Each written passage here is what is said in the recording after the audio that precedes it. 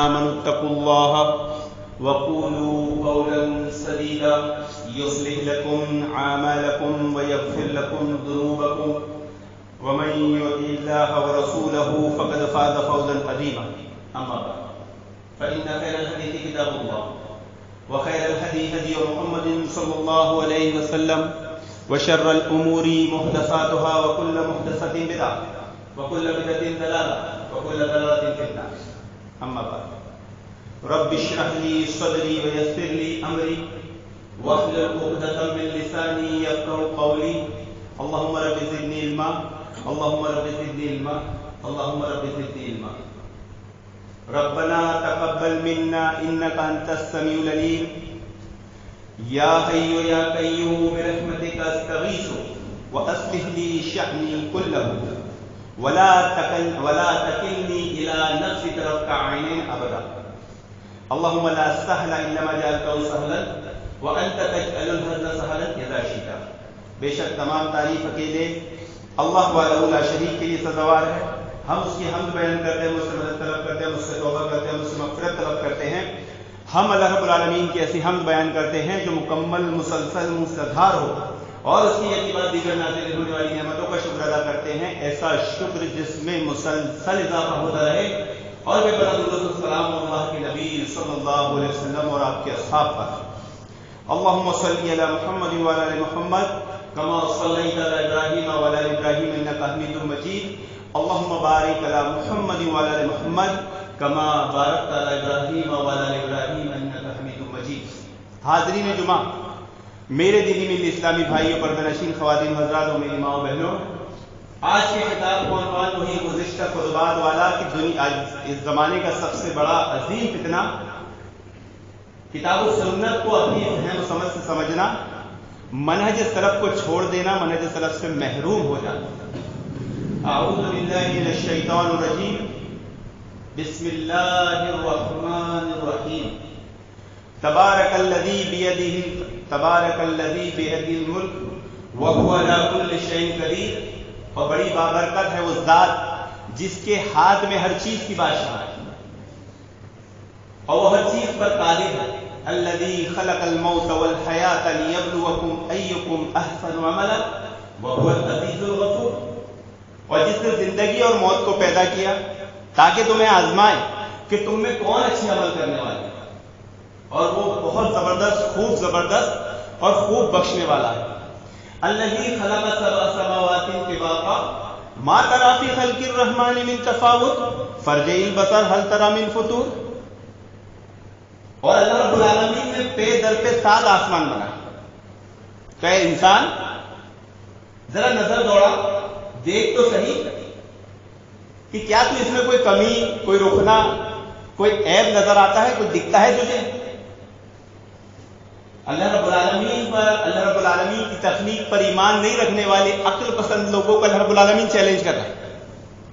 اسلام میں، کتاب و سنت میں، اللہ تعالیٰ کی ذات میں، اللہ کے نبی صلی اللہ علیہ وسلم کی ذات مبارکہ میں طعن و تشریح کرنے والے، عیب جوئی کرنے والوں کو اللہ تعالیٰ چیلنج کر رہا ہے. ذرا نظر دوڑا، دیکھ کچھ کمی ہے، کچھ بیشی ہے، کچھ عیب ہے.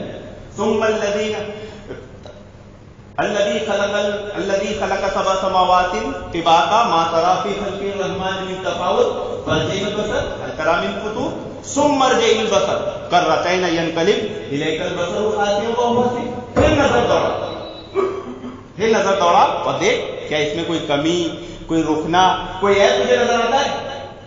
نہیں، بلکہ جب تو دیکھے گا نا تو تیری نگاہیں تھک کر لوٹ آئی. وَلَقَدْ زَيَّنَّا السَّمَاءَ الدُّنْيَا بِمَصَابِيحَ وَجَعَلْنَا رُجُومًا لِلشَّيَاطِينِ وَأَعْتَدْنَا لَهُمْ عَذَابَ السَّعِيرِ. اور ہم نے اس آسمان کو ستاروں سے سجایا ہے. یہ آسمان میں ستارے جو تم دیکھتے ہو یہ اس کی سجاوٹ کے لیے بھی ہے. اور کائی کے لیے ہے؟ صرف سجاوٹ کے لیے نہیں ہے، شیاطین کو مارنے کے لیے بھی.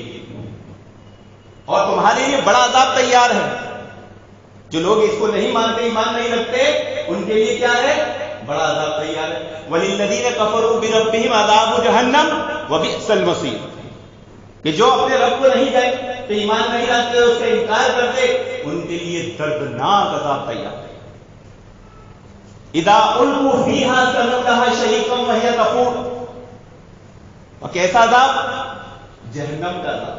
کہ جب اس کو ڈالا جائے گا جہنم میں، جب کسی جہنمی کو ڈالا جائے گا تو وہ چیخ رہی ہوگی، چلا رہی ہوگی، چنگھا رہی ہوگی، جوش مار رہی ہوگی.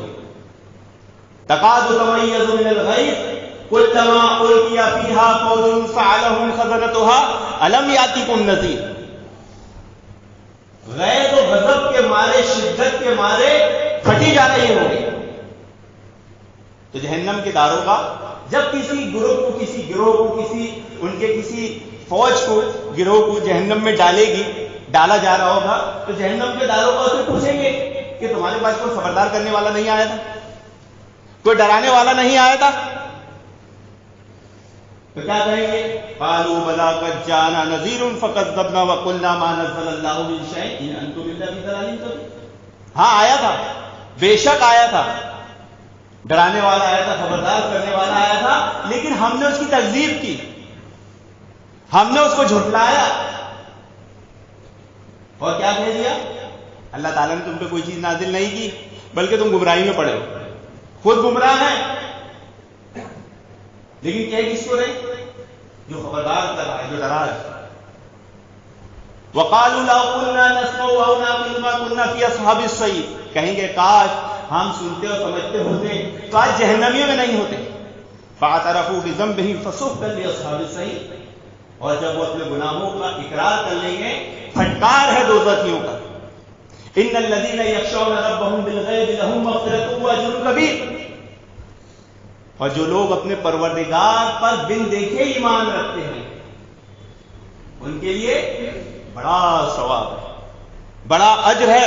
وَأَسِرُّوا قَوْلَكُمْ أَبْجَرُوا بِهِ إِنَّهُ عَلِيمٌ بِذَاتِ الصُّدُورِ. اور تم بات پکار کر کہو یا آہستہ، زور سے کہو یا خاموشی کے ساتھ، چلا کر کہو یا دل میں کہو، وہ تو تمہارے دلوں سے بھی واقف ہے. أَلَا يَعْلَمُ مَنْ خَلَقَ وَهُوَ اللَّطِيفُ الْخَبِيرُ. کیا وہ نہیں جانے گا جس نے تمہیں پیدا کیا؟ ارے وہ جانے گا ہی نہیں، بلکہ وہ تو باریک بین اور باخبر ہے، دلوں کے بھیدوں کو تک جانتا ہے. هو الذي جعل لكم الارض ذلولا فامشوا في مناكبها وكلوا من رزقه واليه النشور. اور اس زمین کو ہم نے تمہارے لیے مسخر کر دیا، اس میں کھاؤ پیو رہو گھومو پھرو، لیکن یاد رکھنا تمہیں لوٹ کر ہمارے پاس ہی آنا ہے، یعنی تمہیں موت آنے والی ہے. أَأَمِنْتُمْ مَنْ فِي السَّمَاءِ أَنْ يَخْسِفَ بِكُمُ الْأَرْضَ فَإِذَا هِيَ تَمُورُ. کیا تم اس آسمان والے سے بے خوف ہو گئے ہو جس کی سلطنت آسمانوں میں ہے، کہ جو تمہیں چاہے تو زمین میں دھسا دے اور پھر وہ کانپنے لگے. أَمْ أَمِنْتُمْ مَنْ فِي السَّمَاءِ أَنْ يُرْسِلَ بِكُمْ حَاصِبًا فَسَتَعْلَمُونَ كَيْفَ نَكِيرِ. کیا تم اس آسمان والے سے بے خوف ہو گئے ہو جس کی بادشاہت آسمانوں میں ہے اور وہ تم پر پتھروں کی بارش برسا دے اور پھر کہے تم سے کہ دیکھا میرا عذاب. وَلَقَدْ كَذَّبَ الَّذِينَ مِن قَبْلِهِمْ فَكَيْفَ كَانَ نَكِيرِ.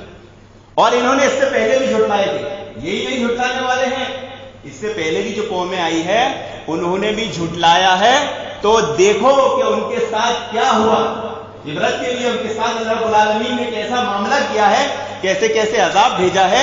ان عقل پسندوں کے لیے، منہج سلف سے محرومی اختیار کرنے والوں کے لیے اس میں علامت و نشانیاں. محترم حاضرین، یہ سورۃ الملک کی پیچھے آیت کریمہ تھی، اس کی فضیلت بے تحاشا فضیلت ہے. اس میں سے ایک سب سے خاص یہ ہے کہ جو شخص سورۃ الملک روز رات میں سونے سے پہلے تلاوت کر کے سوئے گا، عذاب قبر سے محفوظ رہے گا. کتنی بڑی فضیلت ہے اس کی. روز رات میں سونے سے پہلے کتنی آیتیں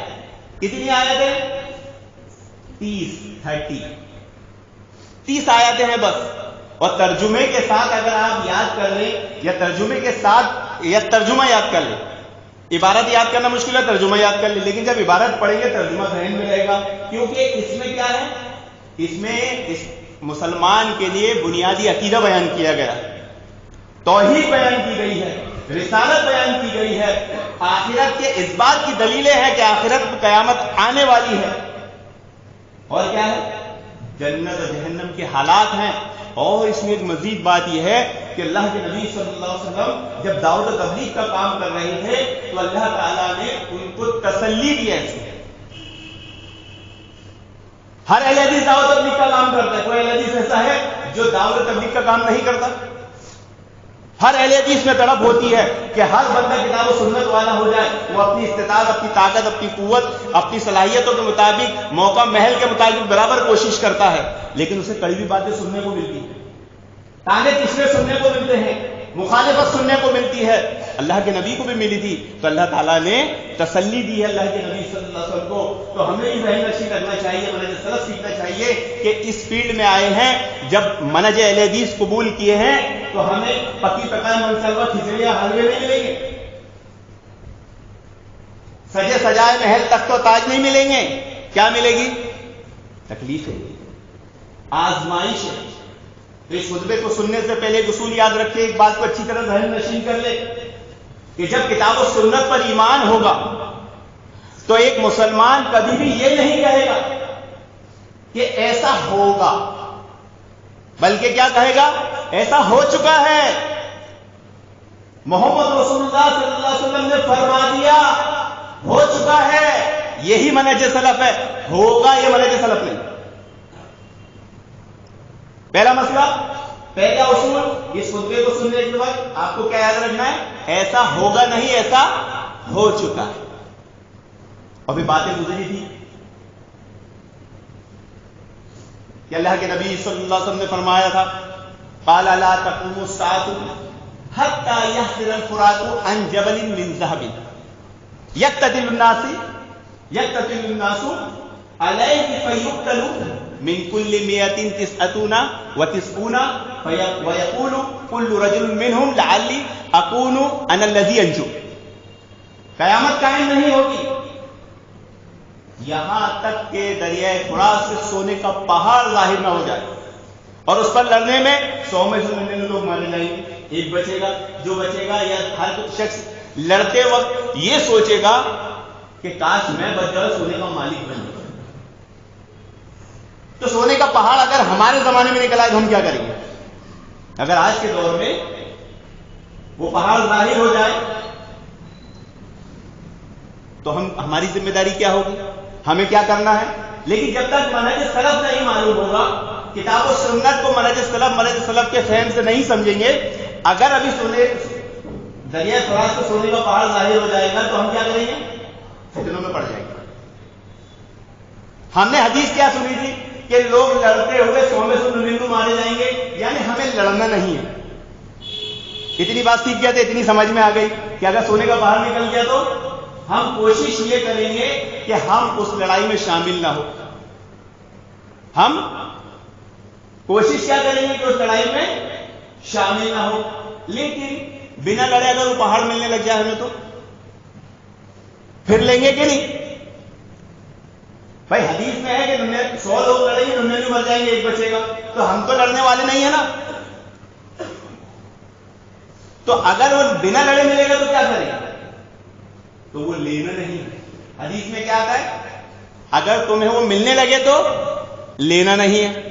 اگر مان لیے کہ ہم یہاں ہیں، سونے کا پہاڑ وہاں نکلا ہے اور ہمیں مل رہا ہے لیکن ہم نہیں لے رہے ہیں، لیکن اگر ہم وہیں ہیں، اسی علاقے میں ہیں جہاں سونے کا پہاڑ نکلا ہے، تو پھر کیا کریں گے؟ ہاں ہم لڑنے والوں میں شامل نہیں ہیں، ہم اس کے لیے جنگ نہیں لڑ رہے ہیں، پھر کیا کریں گے؟ پھر بھی اس کے قریب نہیں جائیں گے. اس کی بھی منع دی ہے کہ جب وہ فرات میں جو سونے کا پہاڑ نکلے اس کے قریب بھی مت جانا اور اسے لینا بھی مت. تو ایک سوال یہ آئے گا کہ جب 100 لوگ لڑیں گے، 99 مارے جائیں گے، ایک ہی بچے گا، تو پھر سونے کے پہاڑ کا ہوگا کیا؟ سبھی مر جائیں گے. تو اس سونے کا پہاڑ کا ہوگا کیا؟ وہ کون لے گا؟ وہ کس کے پاس جائے گا؟ وہ جائے گا مال غنیمت میں. کس میں؟ جو اسلامی حکومت ہوگی اس کا ایک لشکر ہوگا اور وہ اس کے لیے لڑے گا، وہ اسے قبضے میں لے گا اور وہ جائے گا مال غنیمت میں. اور جب مال غنیمت میں جائے گا اور پھر وہ بانٹا جائے گا، پھر آپ لے سکتے ہیں. تو علامت قیامت کی نشانیوں میں سے یہ ہوگا نہیں، ایک مسلمان کا یقین کیا ہے؟ ہو چکا. اللہ کے نبی صلی اللہ علیہ وسلم نے فرما دیا ہو چکا. پھر ایک صحیح مسلم کی روایت آتی ہے محترم حاضرین، اللہ کے نبی صلی اللہ علیہ وسلم نے فرمایا کہ تم رومیوں سے جنگ کرو. رومی سے مراد کیا ہے؟ عیسائیوں سے. اور یہ لڑائی بہت بڑی ہوگی، یعنی اس زمانے میں رومی جو ہوں گے، صحیح مسلم کی روایت ہے، بڑی تعداد میں ہوں. کتنی بڑی تعداد میں. آج ہی اگر ہم دیکھ لیں تو عیسائیوں کی تعداد کتنی ہے؟ دنیا کی آبادی کتنی ہے؟ 6 ارب سے اوپر، 5 ارب. اس میں سے 2-2.5 ارب تو عیسائی. تو جو لوگ اللہ کے نبی صلی اللہ علیہ وسلم کی پیشن گوئیوں پر، حدیث پر ایمان نہیں رکھتے، شکوک اور شبہات کا اظہار کرتے ہیں، ان بے عقلوں کو معلوم ہونا چاہیے اللہ کے نبی صلی اللہ علیہ وسلم نے 1400 سال پہلے جو بتایا ان کی بڑی تعداد ہوگی. دیکھو ابھی ان کی تعداد اتنی ہو گئی ہے، آگے کتنی ہوگی؟ 2-2.5 ارب. 3 ارب ہونے میں کتنا ٹائم لگے گا؟ یہ سب کہاں جمع ہوں گے؟ شام میں. شام میں لڑائی ہوگی. کہاں پر؟ شام میں. شام میں جب سب جمع ہوں گے، مسلمان بھی وہاں جمع ہو جائیں گے. مسلمان کیا ہوں گے؟ وہاں پر جمع ہو جائیں گے. اور جیسے وہ مسلمانوں کا لشکر دیکھیں گے تو ڈر جائیں گے، خوف کھائیں گے. یار مسلمان کو تیاری میں آئے، بڑی تیاری میں آئے ہیں. تو وہی اپنی ڈیوائڈ اینڈ رول وال والی پالیسی. کون سی؟ قال الروم. رومی کہیں گے خلا بیننا و بین الذین سبوا منا نقاتلهم. فیقول المسلمون لا واللہ لا نخلی بینکم و بین اخواننا. رومی کیا کہیں گے؟ اے مسلمانوں، تم ہمارے اور ان کے درمیان سے ہٹ جاؤ، کیونکہ ان لوگوں نے تمہارے دین کو نقصان پہنچایا. یہ تمہارے دین کو فائدہ نہیں پہنچا رہے ہیں، تمہارے دین کو کیا کر رہے ہیں؟ نقصان پہنچا رہے ہیں. اس لیے تم راستے سے سامنے سے ہٹ جاؤ، ہم نپٹ لیتے ہیں ان سے. پہلا مسئلہ کیا معلوم ہوا؟ کہ یہ منہج یہود اور نصارہ کا ہے. ارے وہ ایسا کام کر رہے دین کو نقصان پہنچ رہا ہے، ارے وہ ایسا کام کر رہے جماعت کو نقصان پہنچ رہا ہے. کوئی دین و جماعت کو نقصان نہیں پہنچتا. جو غلط کرے گا اسے ہی نقصان پہنچے گا. نہ تو اس سے دین خراب ہونے والا ہے اور نہ مرض خراب ہونے والا ہے، نہ جماعت خراب ہونے والی. کوئی شراب پیے گا تو کس کا برا ہونے والا ہے؟ ایک گھر میں رہ کر ایک باپ ایک بھائی شراب پیتا ہے تو اس گھر کا کیا برا ہو جاتا ہے؟ خود اس کا برا ہوتا ہے، خود وہ بدنام ہوتا ہے. تو یہ منہج سلف نہیں ہے کہ کسی غلطی کوتاہی پر اسے اسلام کی طرف منسوخ کر دیا جائے کہ اس سے اسلام خراب ہو رہا ہے، اس سے منہج خراب ہو رہا ہے، اس سے جماعت خراب ہو رہی ہے، مسلمانوں کو نقصان پہنچ رہا، اس سے ہمیں نقصان پہنچا. کوئی نقصان نہیں پہنچا محترم حاضرین. تو یہ جھانسا، یہ دھوکہ عیسائی اس وقت دینے کی کوشش کریں گے، لیکن اس وقت مسلمان متحد ہو چکے ہوں گے. آج متحد نہیں ہے. آج یہ بریلوی ہے، یہ دیوبندی ہے، یہ اہل ہے، وہ شیعہ ہے، رافضی ہے، خارجی ہے. ہاں انہیں ماننے دو اور وہ مر رہے، اچھی بات ہے. ہاں ذاکر نائک پہ بہن لگ گیا، سب خوشیاں منا رہے. اس پہ چلے، اس پہ بہن لگ گیا، وہ خوشی منا رہے، اس پہ بہن لگ گیا، یہ خوشی منا رہے. ارے بکرے کی ماں کب تک خیر منائے گی؟ کل اس کی باری تو آج اس کی باری تو کل تمہاری باری آئے گی. لیکن اس وقت مسلمان ان کے درمیان آ کے کھڑے ہو جائیں گے کہ نہیں بہت ہو چکا، بہت ظلم کر لیا تم نے. ہم تو دیکھ ہی رہے، عراق پر ظلم، شام پر ظلم، اور افغانستان پر ظلم، کشمیر میں ظلم، فلسطین میں ظلم. کتنا ظلم ہو رہا ہے، مسلمان دیکھ نہیں رہے ہیں. یہ ظلم ابھی اور آگے بڑھے گا. لیکن جب ایک مسلمانوں کا لشکر، اچھا یہ لشکر کی کیا خوبی ہے، کیا پہچان ہے، کیا علامت ہے؟ ابھی بھی شام میں وار چل رہی ہے نا، علامتیں ظاہر ہونا شروع ہو چکی ہے. علامت قیامت. شام میں رشیا بھی آگے بیٹھ گیا، شام میں امریکہ بھی آگے بیٹھ گیا، شام میں ترکی بھی آگے بیٹھ گیا، شام میں مسلمانوں کے گروپ بھی ہے، ایران بھی ہے، سب آنے جمع شروع ہو چکے ہیں. علامتیں تو ظاہر ہونے لگی نا. تو ابھی ان کا ہم ساتھ دیں یا نہیں دیں؟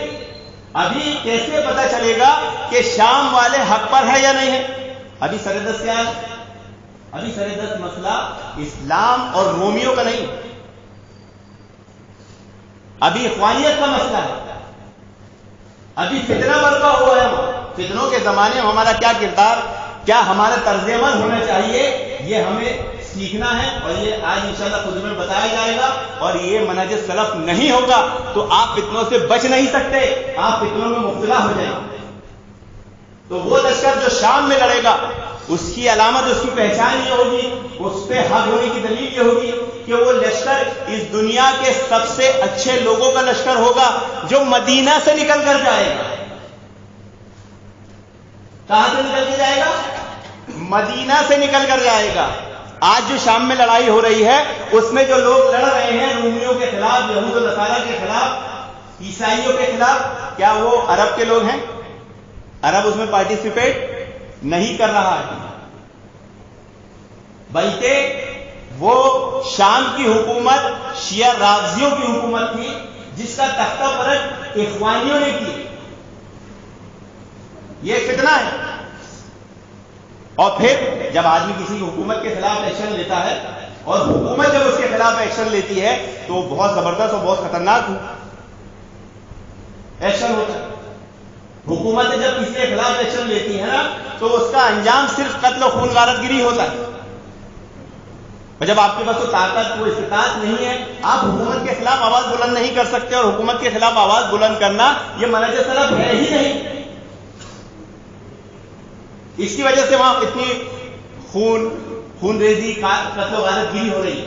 لیکن جو لشکر رومیوں کے خلاف لڑے گا اور متحد ہوں گے مسلمان، وہ لشکر کہاں سے جائے گا؟ مدینہ سے جائے گا۔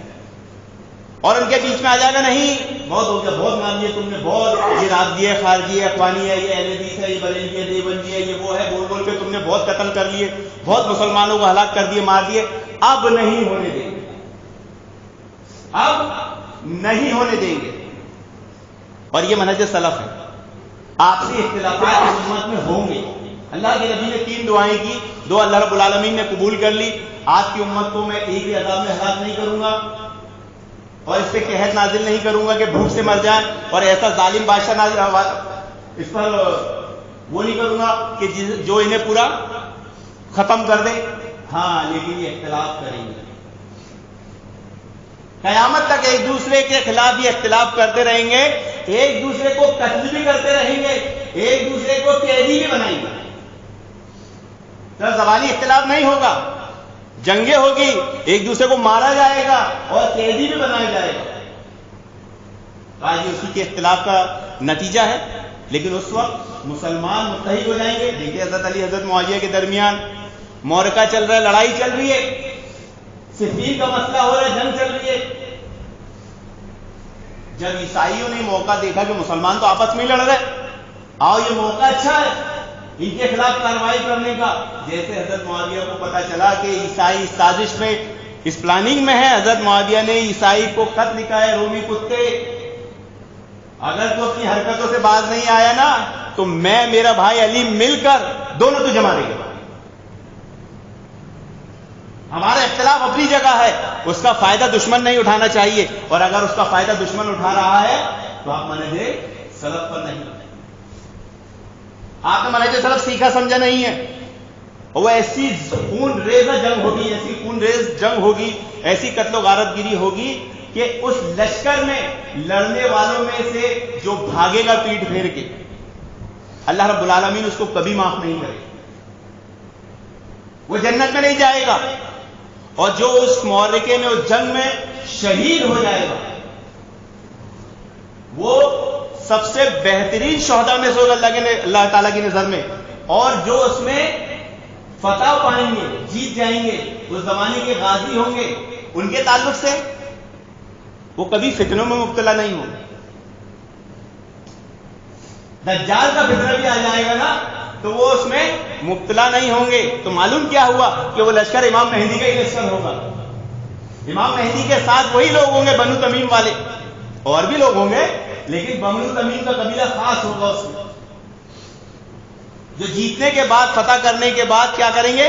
کبھی فتنوں میں مبتلا نہیں ہوں گے۔ ایک اور صحیح مسلم کی روایت ہے، ایک شخص کا تکیہ کلام تھا، کیا تھا؟ قیامت آ گئی. عبداللہ ابن مسعود رضی اللہ عنہ بیٹھے تھے یا لیٹے تھے, وہ شخص آیا دوڑتے ہوئے کہنے لگا عبداللہ ابن مسعود قیامت آ گئی. آپ اٹھ کے بیٹھ گئے, گھبرا گئے. کہا نہیں قیامت نہیں. بولے کیوں؟ بولے میراث تو قیامت کی علامتوں میں سے کیا ہے؟ میراث نہیں بٹے گی اور مال غنیمت کا کوئی فائدہ نہیں ہوگا. میراث کا مقصد آج بھی آئے. میراث کون بانٹ رہا ہے؟ میراث کا معاملہ پوری امت کا بگڑا پڑا ہوا ہے. بہنوں کی میراث, بیٹیوں کی میراث تو کھائی جا رہی ہے, کہاں بانٹی جا رہی ہے؟ پھر عبداللہ بن مسعود نے اس کا ہاتھ پکڑا اور اس کا رخ شام کی طرف کیا. یہاں حدیث میں میراث سے مراد یہ والا مسئلہ نہیں ہے, دوسری میراث کا الگ مسئلہ ہے, لیکن وہ فتنے ظاہر ہونا ہو چکے ہیں, علامت قیامت شروع ہو چکی ہے, اور وہ اللہ کے نبی کے زمانے کے بعد ہی شروع ہو چکی تھی. ایک ایک علامت ظاہر ہونے لگ گئی. اور اب دیکھیے آج میراث کا مسئلہ پوری امت کا بگڑا پڑا ہے. میراث کہا جا رہا ہے, میراث بانٹتے ہیں, میراث رکھ لے رہے. عبداللہ ابن مسعود نے کہا کہ وہ شام کی طرف لڑائی ہوگی, عیسائیوں کا بڑا گروہ, مسلمانوں کا بڑا گروہ جب آپس میں بھڑے گا. 3 دن لڑائی چلے گی. محترم حاضرین, مسلمان صرف موت پر بیعت کریں گے. پہلے دن لڑنے جائیں گے, لوگ شہید ہو جائیں گے موت پہ بیعت کر. دوسرے دن لڑنے جائیں گے مسلمان, پھر شہید ہو جائیں گے. تیسرے دن لڑے جائیں گے, پھر شہید ہو جائیں گے. چوتھے دن اللہ رب العالمین ان کی مدد فرمائے گا, فرشتے نازل فرمائے گا, اور چوتھے دن وہ فتح پائے گا. لیکن ان 3 دنوں میں ایسی قتل و غارت گری ہوگی کہ حدیث میں آتا ہے دنیا نے اس سے پہلے ایسی مثال ہی نہیں دیکھی تھی. یہ آج ہاسپٹل میں ایک بم مار کے 500 لوگ مر گئے, پوری دنیا ہل گئی. یہ کچھ بھی نہیں ہے جو اس وقت ہوگی, لیکن وہ کیسی ہوگی ابھی بات سمجھ میں نہیں آئی. عبداللہ ابن مسعود نے جو بات کہی کہ میراث تقسیم نہیں ہوگی, مال غنیمت ملے گا لیکن خوشی نہیں ہوگی, تو مثال دی گئی حدیث میں. کیا معلوم ہے کہ ایک شخص کے 100 بچے ہوں گے, ایک شخص کے 100 بچے ہوں گے, 99 اس میں مارے جائیں گے, ایک بچے گا. تو جب ایک بچے گا تو میراث بٹے گی کس کو؟ اور 99 مارے جائیں گے تو مال غنیمت ملے گا بھی, تو خوشی کس کو ہونے والی ہے؟ کیسی لڑائی ہوگی کہ اس کے 100 بچے ہوں گے اور 99 مارے جائیں گے, اور ایک بچے کو کیا باپ ہوگا. پھر لوگ جب وہ جنگ فتح کر لیں گے اور مال غنیمت تقسیم ہو رہا ہوگا, اذا ساء فیہم الشیطان ان المسیح, تو شیطان ایک چیخ مارے گا مال غنیمت تقسیم کر دو مسلمانوں کے درمیان, دجال آ گیا, تم یہاں مال غنیمت بٹے اڑ رہے ہو, جاؤ تمہارے گھروں تک دجال پہنچ گیا. حالانکہ وہ بات جھوٹ ہوگی, حالانکہ وہ بات جھوٹ ہوگی. مسلمان وہاں سے اپنے گھروں کی طرف دجال سے لڑنے کے لیے نکلیں گے, جو شام میں جو مدینہ کی طرف آ جائیں گے, جب پہنچیں گے تو پتہ لگے تو جھوٹ ہے,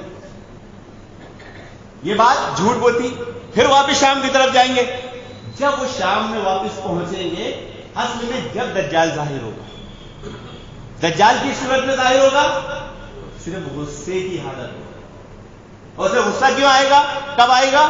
جب وہ مسلمانوں کے ہاتھوں سے یہود و نصارہ کو ایسے مرتے کٹتے دیکھے گا, اور مسلمانوں کو غالب ہوتے دیکھے گا, اور مسلمانوں کی حکومت ایسے غالب آ جائے گی کہ پھر قیامت تک عیسائی کبھی ان پہ غالب نہیں آ پائے گا. تو دجال جب آ جائے گا, مسلمان جمع ہوں گے اور نماز کا وقت ہو جائے گا, امام مہدی امامت کرا رہے ہوں گے, اور اس درمیان عیسیٰ علیہ السلام کا نزول ہوگا. عیسیٰ علیہ السلام نازل ہوں گے, امام مہدی کا ظہور ہوگا. 2 فرق ہے.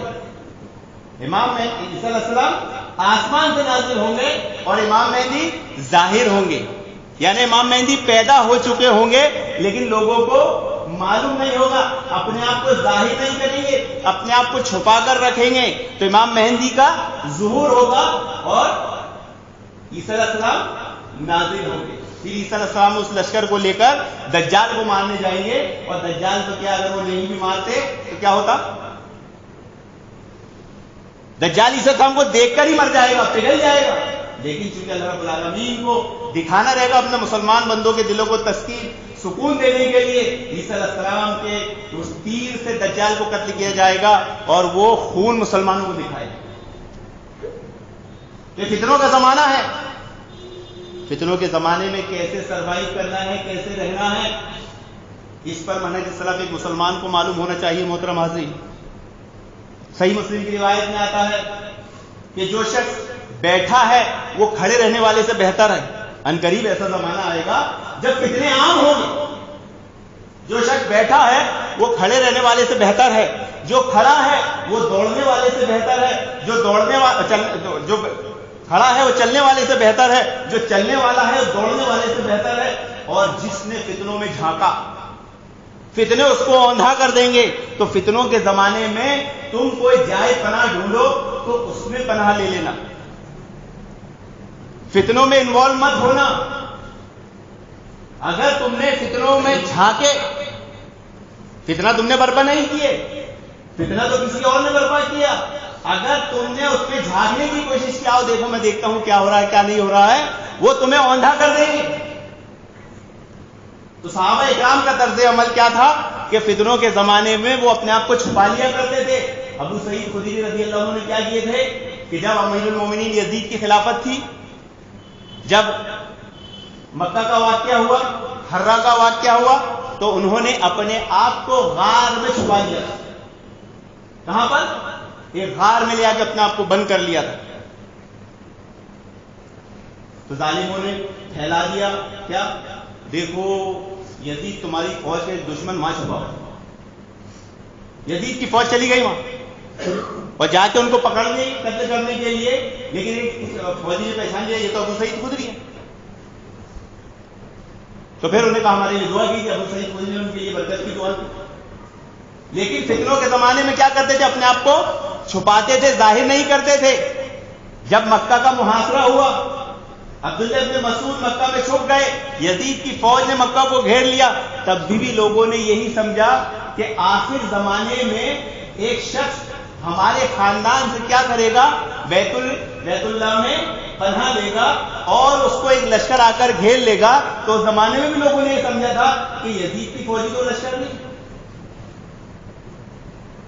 خانہ کعبہ کو آگ لگ گئی تھی، اس کی فوج وہاں سے واپس چلی گئی تھی۔ تو اس سے پتا چلا کہ وہ لشکر وہ نہیں تھا۔ کیوں؟ کیونکہ جو لشکر بیت اللہ میں چھپے ہوئے شخص کو پکڑنے جائے گا وہ زمین میں دھسا دیا جائے گا۔ علامت کیا ہے، پہچان کیا ہے اس کی، اور زمین میں دھسا دیا جائے گا تو 100 لوگ ہوں گے، 99 کو دھسا دیا جائے گا، صرف ایک بچے گا۔ کائے کے لیے بچے گا؟ خبر دینے کے لیے۔ 100 لوگوں میں سے صرف ایک بچے گا، اللہ رب العالمین اس کو زندہ سے اس لیے رکھے گا کہ وہ خبر دے گئے لشکر گیا تھا وہ امام مہدی کو پکڑنے کے لیے۔ تو معلوم ہو کہ عبداللہ ابن مسعود امام مہدی نہیں تھے، کون تھا؟ عبداللہ ابن زبیر امام مہدی نہیں تھے، امام مہدی کا ظہور ہوگا۔ جو لوگ کتاب و سنت پر ایمان نہیں رکھتے، یقین نہیں رکھتے، ان کے لیے اس میں بے شمار دلائل ہیں محترم حاضرین۔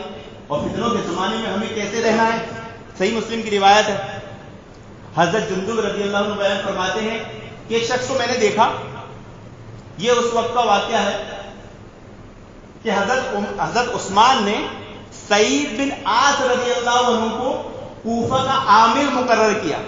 ذرا پیچھے لوگ زیادہ ہو گئے، آپ صفحے بڑھا کے آگے آ جائیں، آگے بڑھ جائیں۔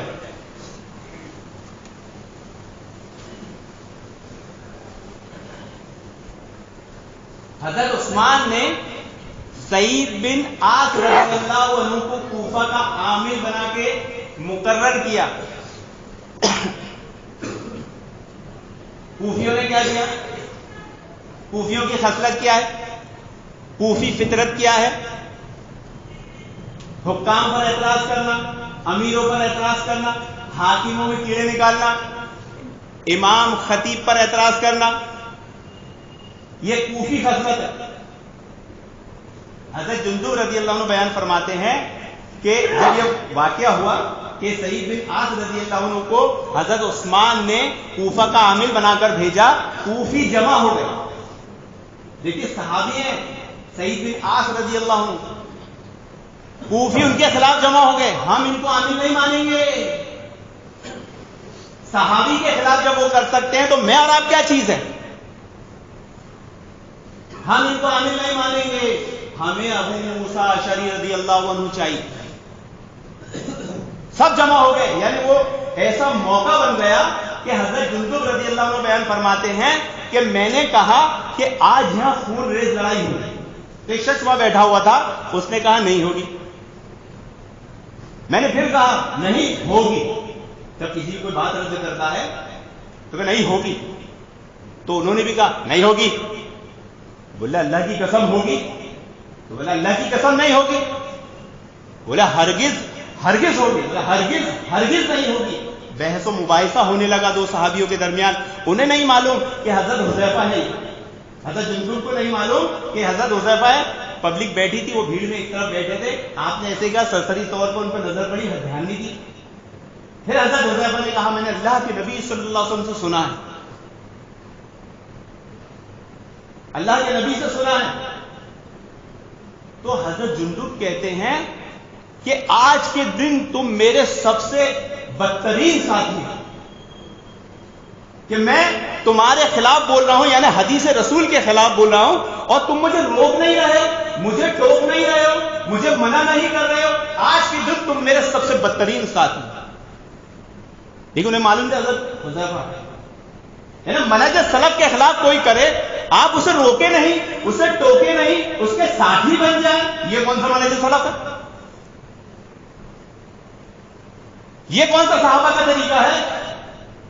بلکہ اگر کوئی ساتھی منہج سلف کے خلاف کوئی عمل کرتا ہے, روکنا آپ کا فرض ہے. حدیث کے خلاف کوئی عمل کر رہا ہے, روکنا ہمارا فرض ہے, ٹوکنا ہمارا فرض ہے, بولنا ہمارا فرض ہے. لیکن آج اگر کوئی کہ حدیث کے خلاف کرتا ہے, ہم اس کو بولنے جائے تو بولو مت, روکو مت. یہ معاملات روز نہیں ہوتے, کبھی کبھی ہوتے.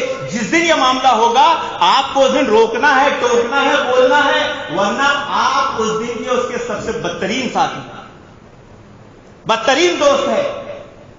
اچھا یہ بات کون بول رہا ہے؟ خود حضرت جندب کہہ رہے ہیں. انہیں اس بات کا احساس ہے کہ میری زبان سے ایک ایسی بات نکل گئی جو حدیث کے خلاف تھی, جو منہج سلف کے خلاف تھی, اور انہوں نے مجھے روکا ٹوکا نہیں, وہ یہ بات بول رہے ہیں. اور آج ہمارا حال یہ ہے, جو منہج سلف حدیث کے خلاف عمل کر رہا ہے, صحابہ کے فہم کے خلاف عمل کر رہا ہے, ہم اس سے دوستی کر رہے ہیں, ہم اس کو اچھا بول رہے ہیں, یا ہم اس کے تعلق سے خاموشی اختیار کر لے رہے ہیں. یہ منہج سلف ہرگز نہیں ہے محترم حاضرین, یہ کوفی خصلت ہے. سعید بن مسیب کے خلاف کوفیوں نے یہ نخرے, کوفیوں کے سب نخرے تھے, وہ صحابی ہیں. حضرت عثمان پہ کسی نے الزام لگا دیا کہ حضرت عثمان اپنے قریبیوں کو عہدے دے رہے ہیں, سازش میں آ گئے. ارے ایسے وقت میں ہماری ذمہ داری ہے ہم اس فتنوں کو ہوا نہ دیں, اس فتنے سے روکے لوگوں کو, اس فتنے سے الگ ہو جائیں. حضرت حذیفہ, حضرت علی کا خلافت کا دور ہے, حضرت علی لوگوں کو جمع کر رہے ہیں, آؤ حضرت معاویہ کے خلاف صفین میں میرا ساتھ دو. ایک صحابی ہیں, وہ راستے سے جا رہے ہیں, حضرت حذیفہ نے ان کو پوچھا کہاں جا رہے ہیں؟ بولے اللہ کے نبی صلی اللہ علیہ وسلم کے داماد حضرت علی, اہل بیت, ان کی نصرت کرنے جا رہا ہوں, ان کی مدد کرنے جا رہا ہوں. تو حضرت حذیفہ نے یہی جواب حضرت علی کو بھی دیا تھا, اور یہی جواب ان صحابی کو بھی دیا تھا. بولے مت جاؤ, رک جاؤ, رک جاؤ, مت جاؤ, گھر چلے جاؤ, لوٹ جاؤ واپس. کیونکہ میں نے اللہ کے نبی صلی اللہ علیہ وسلم کو سنا ہے فرماتے ہوئے کہ فتنے کا زمانہ ہے, اپنے آپ کو اپنے گھروں میں بند کر لو, جنگل میں چلے جاؤ. اگر تمہارے پاس تلوار ہے تو اس کی دھار کو پتھر پہ مار کے ختم کر دو. تو جب حضرت حذیفہ کو حضرت علی نے کہا آؤ میری مدد کرو صفین کے معاملے میں, حضرت حذیفہ نے رکو, حضرت علی میں اپنی تلوار لے کے آتا ہوں. صحیح بخاری مسلم دونوں میں روایت.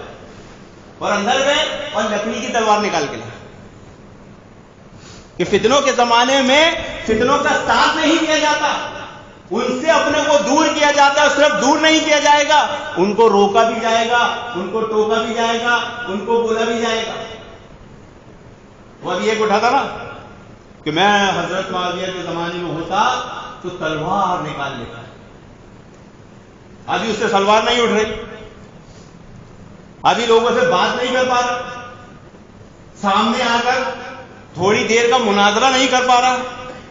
جا کے حضرت معاویہ بنو امیہ کے خلاف تلوار اٹھاتا. بنو امیہ معلوم ہے تیرے کو کون ہے؟ جب وہ دور کفر میں تھے، حالانکہ کفر میں تھے، تب بھی انہوں نے دنیا پر حکومت کی تھی، عرب پر حکومت کی تھی. تو جب وہ ایمان والے ہوئے تو ان کی حکومت، ان کی طاقت کیسی ہوگی؟ دیکھو اس کا اندازہ ہے. تو تلوار اٹھاتا تیرے سے گھر سے اپنے آفس سے جیسے باہر نہیں آیا جاتا کہ تو آگے کسی سے 2 منٹ بات کر لے، جیسے 2 منٹ کسی سے بات نہیں ہوئی تلوار اٹھائے گا تو. یہ منہج سلف سے محرومی کا نتیجہ ہے محترم حاضرین، کہ آج فتنوں کے زمانے میں فتنوں سے بچنے کے بجائے ہم کیا کر رہے ہیں؟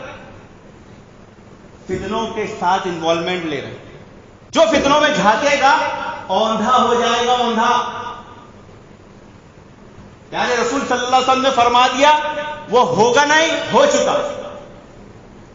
جب اس نے انجینئر نے فتنوں میں جھانکا، دنیا میں سب سے زیادہ مذاق اسی کو اڑایا جاتا ہے، سب سے زیادہ جوک میمز اسی پر بنتے ہیں، بلکہ سب سے زیادہ لعنتیں ملامتیں انہی پر ہوتی. تو کوفیوں نے کیا کیا؟ حضرت عثمان کو بدنام کیا. یہ صحابائی سازش تھی کہ حضرت عثمان اپنے قریبیوں کو عہدے دے رہے ہیں، اس لیے سعید بن عاص کو ہم عامل نہیں مانیں گے، ہمیں ابو موسیٰ اشعری چاہیے. ارے بھائی اگر مان لیے، فرض کر لیے کہ حضرت عثمان نے قریبی کو عہدہ دیا تو کیا غلط کیا؟ اللہ کے نبی کی حدیث ہے قریبیوں کو تو پہلے قریبیوں کا حق ہے، اور اگر قریبی اس لائق ہے تو اس کو کیوں نہیں دیا جائے گا؟ مزے لے لے کر خوب واقعہ بیان کرتے ہو کہ جب خیبر کا معاملہ ہوا، حضرت عمر، حضرت ابو بکر صدیق سب تیار بیٹھے ہیں، آج تو حضرت علی کو نہیں، آج تو اللہ کے نبی ہمیں بولیں گے اور ہم جا کے خیبر کا دروازہ اکھاڑ دیں گے. لیکن حضرت علی کی آنکھیں آئی ہوئی ہے، لیکن اللہ کے نبی نے کس کو حکم دیا؟ حضرت علی کو دیا. حضرت عمر، حضرت ابو بکر صدیق کو، حضرت عثمان کو نہیں دیا. تو کوئی ظالم بولے گا کہ اپنے قریبی کو آگے کر دیے؟